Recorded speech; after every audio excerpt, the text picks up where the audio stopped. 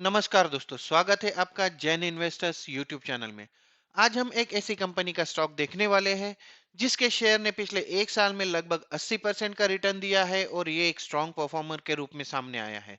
तो आइए शुरू करते हैं आज का वीडियो और देखते हैं बिरला सॉफ्ट लिमिटेड के बारे में, इसके शेयर के बारे में। बिरला सॉफ्ट एक शेयर है जो 2021 में मल्टी बैगर शेयरों में से एक रहा है। इस आईटी स्टॉक ने नए साल की शुरू इस आईटी स्टॉक में नए साल की शुरुआत से ही मुनाफा वसूली देखने को मिल रही है। हालांकि फिर भी ये स्टॉक अपने शेयर धारकों को शानदार रिटर्न दे रहा है। पिछले एक साल की बात कर ले तो इस स्टॉक में 253 रुपए से बढ़कर 455 रुपए तक का उछाल आया है। इस अवधि में अगर परसेंटेज की बात कर ले तो एक साल में लगभग 80% की बढ़ोतरी देखने को मिली है। पिछले एक महीने की बात करें दोस्तों तो ये शेयर जो था वो 28 फरवरी को जहां 407 रुपए पर बंद हुआ था, वही कल ये शेयर जो है 455 रुपए पर बंद हुआ है। क्लोजिंग के हिसाब से इस शेयर में पिछले एक महीने में लगभग 11% से ज्यादा की बढ़त देखने को मिल चुकी है ऑलरेडी। साथ ही टॉप लेवल से ये शेयर जो है अपने टॉप लेवल से 29% नीचे आया है, पर इतना लुढ़कने के बावजूद अपने 52 वीक लो जो इसका प्राइस था उससे करीब 80% ये ऊपर ट्रेड कर रहा है। पिछले कुछ महीनों से चल रही बिकवाली का इस शेयर पर ज्यादा असर नहीं हुआ है और ये इस बिकवाली के दौर में भी हरे निशान पर ट्रेड कर रहा है दोस्तों। हाल ही की कुछ घटनाओं की वजह से इस शेयर में हलचल बढ़ी तो है और पिछले एक महीने से, जैसे मैंने ऑलरेडी बताया कि पिछले एक महीने से इस शेयर में काफी हलचल देखने को मिल रही है और ये 12% की तेजी के साथ एक अच्छा शेयर उभर कर सामने आया है और आगे भी ये तेजी जारी रहने की उम्मीद जताई जा रही है दोस्तों। आज हम देखेंगे कंपनी के बिजनेस के बारे में, कंपनी के पास्ट परफॉर्मेंस के बारे में, कंपनी के फाइनेंशियल्स के बारे में, कंपनी के स्ट्रॉन्ग पॉइंट्स भी हम देख लेंगे। उसके साथ अगर कुछ वीक पॉइंट्स है तो जान लेंगे। उसके बाद फ्यूचर प्लान्स क्या है कंपनी के वो देख लेंगे और जानेंगे कि कंपनी के शेयर की प्राइस कहाँ तक सेट हो रही है। तो आइए चलिए शुरू करते हैं आज का वीडियो। सबसे पहले कंपनी के बिजनेस के बारे में बात कर लेते हैं दोस्तों। Birla soft limited CK Birla group का हिस्सा है। कंपनी का जो रजिस्टर्ड ऑफिस है वो पुणे महाराष्ट्र में है। इस कंपनी में 10,000 से अधिक प्रोफेशनल काम करते हैं। Birla soft computer programming, consulting और इससे संबंधित गतिविधियों या एक्टिविटीज में काम करने वाली एक आईटी कंपनी है। ये अपने कस्टमर्स को मुख्य रूप से सॉफ्टवेयर डेवलपमेंट और आईटी कंसल्टिंग की सर्विसेज प्रदान करती है। कंपनी के क्लाइंट्स की बात कर ले तो बैंकिंग सेक्टर, वित्तीय या फाइनेंशियल सेक्टर, उसमें सर्विसेज, बीमा, लाइफ इंश्योरेंस एंड उसकी related services, energy resources and utilities और मैन्युफैक्चरिंग डोमेन से इसके क्लाइंट बेस आता है दोस्तों। अब देखते हैं कंपनी कौन सी सर्विसेज प्रोवाइड करती है। जैसे कि मैंने बताया कि सबसे पहले नंबर आता है डिजिटल सर्विसेज का। डिजिटल सर्विसेज के अंडर कंपनी के द्वारा data analytics, connected products, intelligent automation, cloud blockchain जैसी सर्विसेज प्रोवाइड की जाती है। दूसरी सर्विसेज कैटेगरी जो है वो इंटरप्राइज टेक्नोलॉजीज एंड सर्विसेज की है। इस सेगमेंट के अंदर या इस कैटेगरी के अंदर कंपनी ओरेकल और जेडी एडवर्ड्स, एसएपी जिसे सैप के नाम से जाना जाता है, इन्फोर, माइक्रोसॉफ्ट ऐसी सर्विसेज ऑफर करती है, प्रदान करती है दोस्तों। कंपनी के बारे में एक जरूरी बात मैं यहाँ पे आपको बता देना चाहता हूँ कि कंपनी का 2019 में केपीआईटी टेक्नोलॉजीज लिमिटेड के साथ मर्जर हो गया था। ये मर्जर उस वक्त काफी विवादित रहा था, लेकिन खैर हम उस डिस्कशन में नहीं जाएंगे। अब आगे देख लेते हैं कंपनी के फाइनेंशियल्स के बारे में। लेकिन आगे बढ़ने से पहले दोस्तों, अगर आपको मेरे वीडियोस पसंद आ रहे हैं तो इन्हें लाइक जरूर कीजिए और अगर आपने अभी तक मेरा चैनल सब्सक्राइब नहीं किया है, इसे सब्सक्राइब कर लीजिए, बेल आइकन पर प्रेस कर दीजिए और साथ ही ऑल का ऑप्शन सिलेक्ट कर लीजिए ताकि मेरे सारे वीडियोस की जानकारी, उसके नोटिफिकेशंस आप तक लगातार पहुंचते रहे और आपकी हेल्प हो जाए आपके आगे की स्ट्रेटेजी डिसाइड करने में। चलिए मुड़ते हैं वीडियो की ओर और देखते हैं कंपनी के फाइनेंशियल नंबर्स। अगर कंपनी के मार्केट कैपिटलाइजेशन की बात की जाए तो 12,716 करोड़ रुपए की कंपनी है। जैसा कि मैंने बताया करंट प्राइस जो है कंपनी की 455 रुपए है। 52 वीक हाई जो है वो 586 रुपए है और लो जो है 216 रुपए का है। स्टॉक का पी रेशियो जो है वो 29.6 का है, जबकि इंडस्ट्री का पी रेशियो 32.2 का है। इसका मतलब स्टॉक अभी इंडस्ट्री से सस्ता मिल रहा है, या फिर आप बोल सकते हैं कि एक प्रॉपर वैल्यूएशन पर आपको मिल रहा है। इसकी डिविडेंड यील्ड की बात कर ले तो 0.77% का डिविडेंड यील्ड है, और पिछले एक साल का आरओसी इसका 21.5% का रहा है।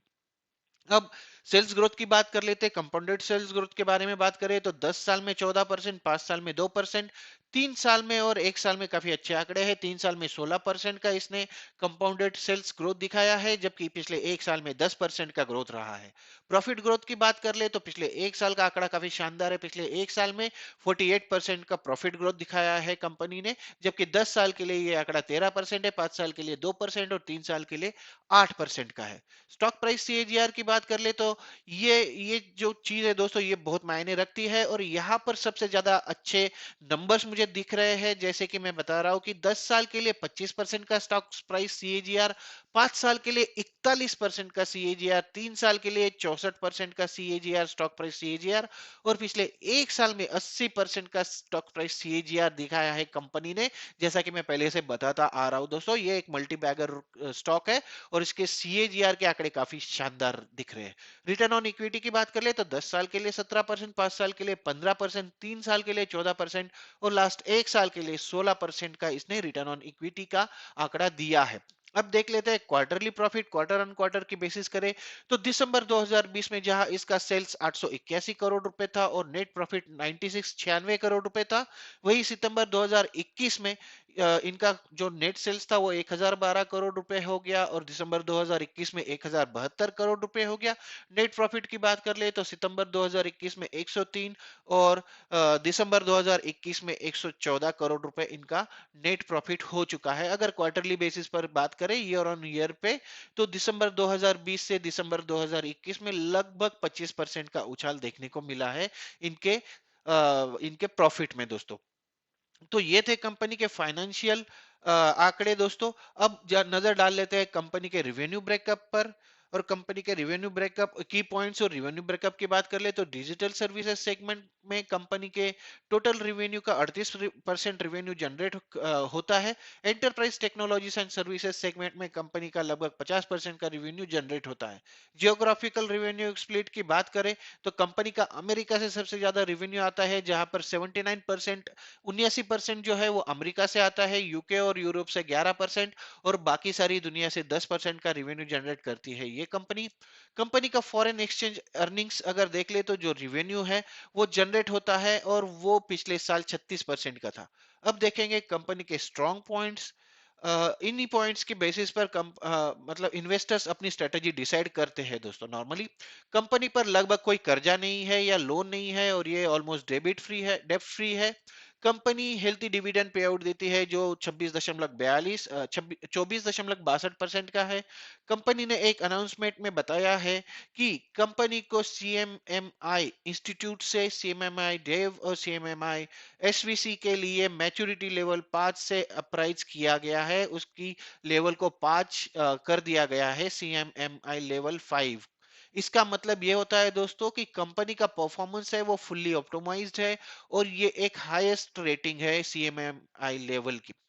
यूएस बेस्ड इनोवा अगला स्ट्रॉन्ग पॉइंट कंपनी का देख ले दोस्तों, तो यूएस बेस्ड इनोवा केयर के साथ 242 मिलियन यूएसडी की डील हुई है, और इसमें उसने जीत हासिल की है। यूएस आधारित हेल्थ केयर प्रमुख इनोवा केयर आईएनसी जो है, उसके साथ ये कंपनी ने इस कंपनी ने लगभग 242 मिलियन डॉलर की टीसीवी के बहु सेवा सौदे सहित कई परिवर्तनकारी परियोजनाओं पर हस्ताक्षर करने की वजह से इस कंपनी की बड़े सौदों में भागीदारी में तेजी आई है। इसमें काफी उछाल आया है, और बाकी कंपनीज भी बिरला सॉफ्ट की तरफ अब देख रही है एक लॉन्ग पार्टनरशिप के हिसाब से। इनवा केयर का सौदा जो था वो बिरला सॉफ्ट के इतिहास का सबसे बड़ा सौदा है दोस्तों। इसी वजह से अब बिरला सॉफ्ट के शेयर्स में काफी उछाल देखने की उम्मीद जताई जा रही है। बिरला सॉफ्ट की जो मुख्य रूप से गैर ईआरपी डिजिटल बिजनेस जैसे सीआरएम, बीआईआई और डेटा एनालिटिक्स एप्लीकेशन डेवलपमेंट में ताकत थी, जबकि केपीआईटी की जो थी वो आईटी सर्विसेज के पास केपीआईटी के पास ओरेकल, जेडी एडवर्ड्स, एसपी, इन्फोर आदि जैसे इंटरप्राइज सॉफ्टवेयर सॉल्यूशंस और डिजिटल ट्रांसफॉर्मेशन सर्विसेज की ताकत थी दोस्तों। और जब इन दोनों का मर्जर हुआ, मर्जर के बाद दोनों बिजनेस के स्किल सेट्स जो है वो एक साथ आने से Birla soft middle level IT sector की एक स्ट्रॉन्ग कंपनी बनकर उभर कर आ रही है, उसके तौर पर इसके पास देखा जा रहा है दोस्तों। आइए अब देखते हैं इन्वेस्टर्स की आगे की स्ट्रेटेजी क्या होनी चाहिए और इसकी टारगेट प्राइस क्या सेट होगी। जैसा कि हमने देखा, कंपनी के शेयर की प्राइस अपने 52 वीक हाई से 29% नीचे आ चुकी है। अगर ठीक से सोचे दोस्तों तो एफआईआई ने पिछले 3 से 4 महीनों में जो बिकवाली की है उसकी वजह से बाजार का ओवरऑल सेंटिमेंट निगेटिव चल रहा है और कंपनी के दिसंबर के आंकड़े भी बहुत ज्यादा शानदार नहीं दिख रहे थे। ऐसे में शेयर की प्राइस पर असर होना स्वाभाविक था। साथ ही अमेरिकन बॉन्ड यील्ड और फेडरल रिजर्व के फैसले के चलते दोस्तों सारे आईटी स्टॉक्स को बड़ा झटका लगा है और सारा सेक्टर डाउन चल रहा था। इसकी वजह से भी ये शेयर काफी डाउन गया था, 29% का डाउन लगाया इसने। क्योंकि इस कंपनी का अगर देख ले तो जैसा कि मैंने पहले ही बताया कि कंपनी का 79% जो रिवेन्यू है, परसेंट 79% जो रिवेन्यू है वो यूएस मार्केट से आता है, अमेरिकन मार्केट से आता है। और जब भी अमेरिकन मार्केट में उथल पुथल होगी तो इसके शेयर पर खासा असर देखा जाएगा दोस्तों।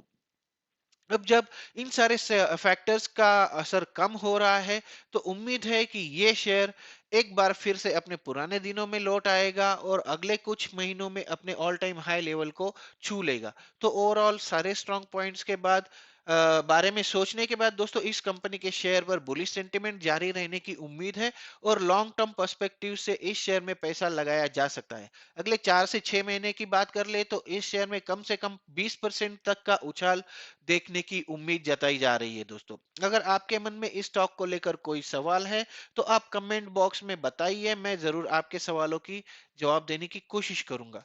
आशा करता हूं मेरा ये वीडियो आपको पसंद आएगा, आपकी हेल्प करेगा आगे की स्ट्रेटेजी डिसाइड करने के लिए। तो आज के वीडियो में बस इतना ही। मिलते हैं अगले वीडियो में एक नए शेयर के साथ, एक नई जानकारी के साथ। तब तक के लिए नमस्कार दोस्तों।